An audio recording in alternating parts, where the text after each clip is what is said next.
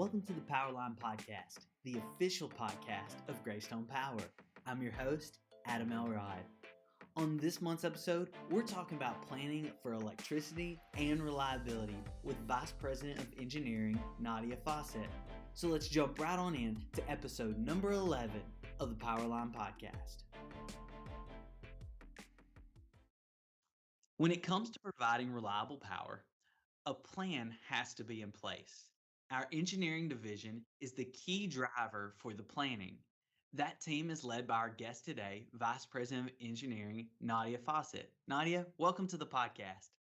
Thank you, Adam. It's a pleasure to be here. Can you give members a little background about what your job entails at GreyStone?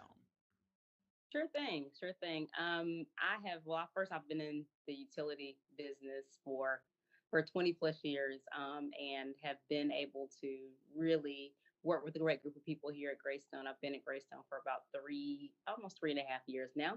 And our team really is focused on designing and maintaining power to our members. That's it in a nutshell.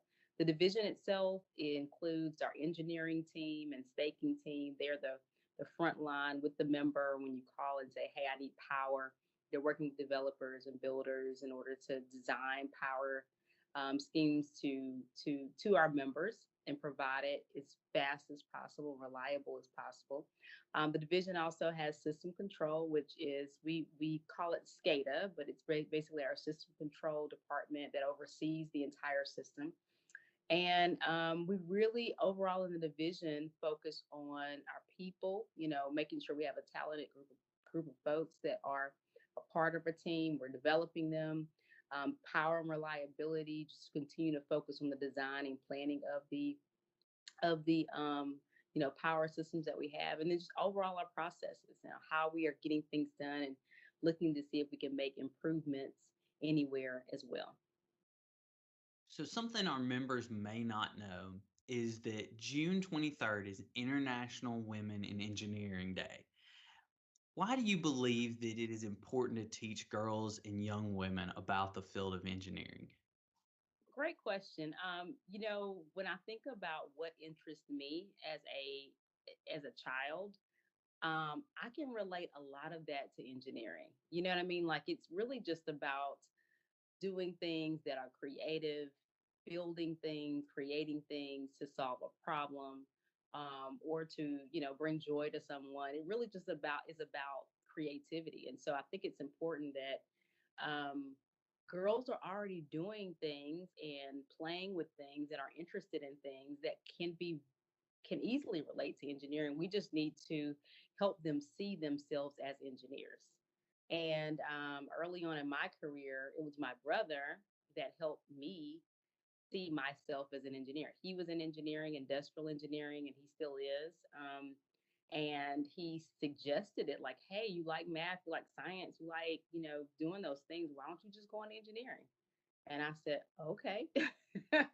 It was really as simple as that. And so I think it's very important that we just encourage girls to be a part of the engineering industry. Look at all the different facets of it, because there's so many different things you can do in the field, and just make sure they understand that they certainly have a place in this industry, and we need more.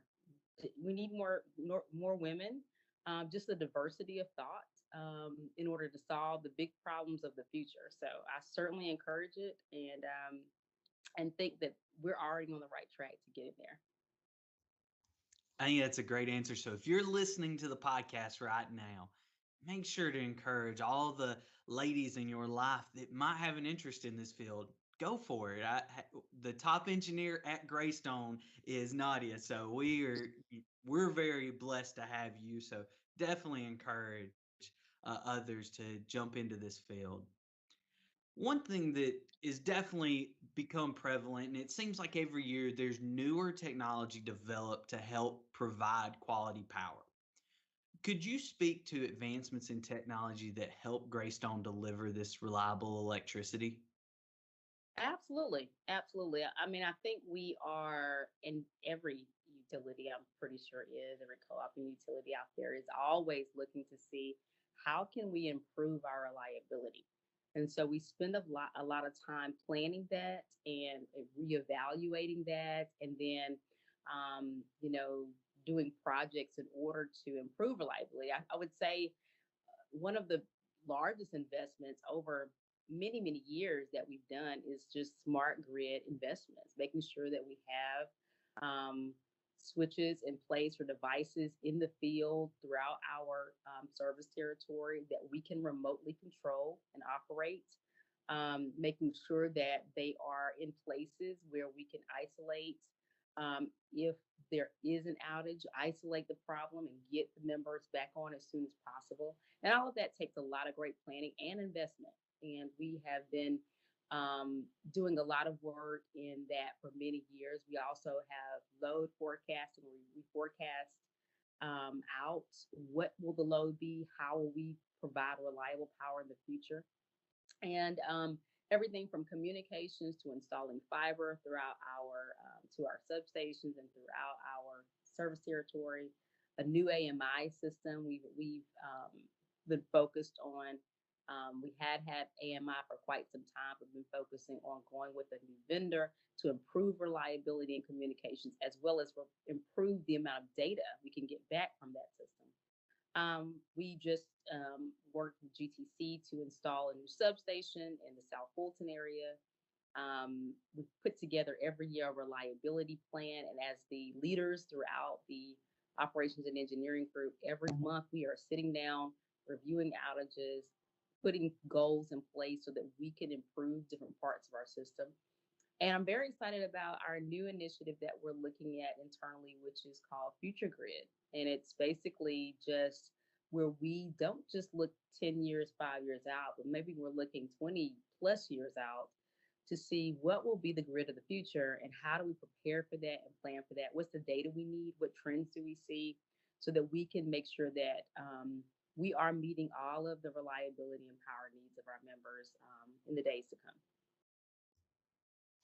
I think that is a great way to answer it. Not letting members know it's not just a 1, 2 year, but we are looking out 20 plus years to make sure that we can give the best electricity possible. And so you've touched on this department a little bit in the first question, and then part of what they do in the last question. But one area you oversee is, with this technology, our supervisory control and data acquisition department, which is also known as SCADA. Would you mind explaining a little more in depth to our listeners what SCADA actually does? SCADA is pretty fascinating. And SCADA is not unique to electric utilities. I mean, there are SCADA systems or SCADA-like systems in other, utility systems. But SCADA is really, first of all, when you think of operations, it's the operation technology of GreyStone. So you've heard of IT, information technology, but OT, operational technology, really is the operations of our systems throughout the service territory, but it's the technology behind that. Like, how do we operate our system and use technology to help do that? And that's what our SCADA system does. We have an operations team that is watching and overseeing our system 24 hours a day, 7 days a week, 365 days a year. At Christmas, at when you're at your New Year's party, they're looking at the system and making sure that everything is intact. If there is an outage scenario, let's say a tree falls or a car hits a pole and it causes an outage, they're there to first find out, okay, what's taking place, and they use the ability to remotely switch and operate those devices in the field in order to restore power to our members as fast as possible. They also work with our wonderful construction team. Our linemen are out there and they're braving going out there to restore power. And so they're working hand in hand with our system controller or our SCADA team in order to make sure that they have the communications and information that they need. And a lot of our team members that are in SCADA, they come from our line crew. So they have firsthand knowledge of our system. They've been out there and worked on those lines, and then they are able to come into our SCADA operations and now remotely operate many of the devices on those lines through our SCADA system. So Really interesting department. And like I said, they are 24/7. So, members, y'all can rest assured you heard it right here. They're here 24/7, 365 holidays all the time. And that's just another way that we always are trying to make life better for our members by making sure that we are on the pulse of everything when these outages do happen to occur. So, a project that you're also managing, not only do you manage this whole division, you manage projects as well. And one of them is our GreyStone outdoor LED lighting changeout.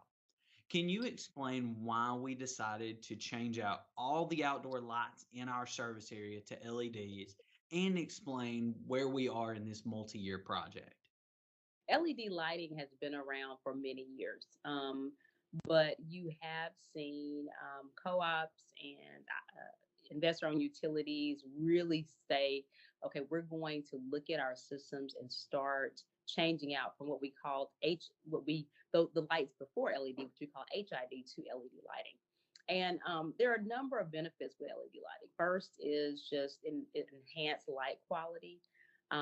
You have a huge reduction in maintenance costs, so you are able to operate your system more efficiently, and it's just an increased efficiency of light output in general.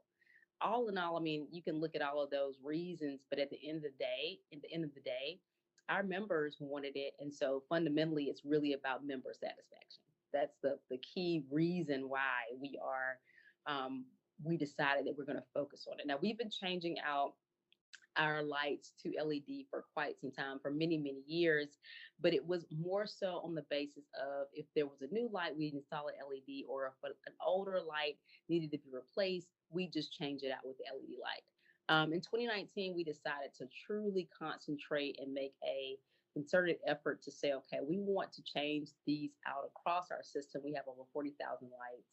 And we really focused on making the investment because it is a multi-million dollar investment in order to do this. And again, it's for just member satisfaction, and members were asking for it. As of today, we are about 87% complete, somewhere 87, 88% complete with our LED change out. It's gone very well. I will say it's tracking under budget. It's actually tracking under the amount of time we expected it to take as well. So fingers crossed on that. but but it certainly has. We've gotten great feedback from our members saying, "Hey, this is something we wanted and we like it." There have been members that say, "Hey, this light's a little too bright," and so if you do have that issue as a member, feel free to contact us. We have some shielding and that we can put over certain areas of the light. So if you have light now shining in a window that you didn't before after the change out, please let us know. We're able to accommodate that in some regard. So at the end of the day, we certainly think it is a good investment to make sure that the members have the most, advanced light quality they can in the area. And many people equate light efficiency and brightness to safety, and so we certainly want to be a part of anything we can do to help our members in those situations as well. So, more efficient, we're under budget, and we're getting it done faster. As a member owned cooperative, I don't think there's a better answer we could give on that at all. Last question, same last question to every guest. Is there anything else you would like to tell our members? I can't think of anything else. I think that maybe through our conversation, I hope that members see that we really do care about fulfilling our motto, which is making life better. And we are trying to do it in every department, of course, through the engineering department and division, that we're really focused on making sure that you have reliable power. And we're looking not just today, but many, many years ahead to see what we can be doing and making sure we have the right talent, the right processes in place, and reviewing the data to really give a good product to our members. So I'll end it with that. I'm just excited to work with a wonderful team and love what we get to do here at GreyStone. Well, Nadia, thank you so much for being with us today and all this great information for our members. Absolutely. My pleasure. Y'all take care. That is all the time we have today. Thank you so much for listening. Go ahead and click subscribe so you get each new episode directly into your podcast feed. And go ahead and rate us 5 stars so other members get the podcast in their feed as well. This has been the Powerline Podcast. Thanks for listening.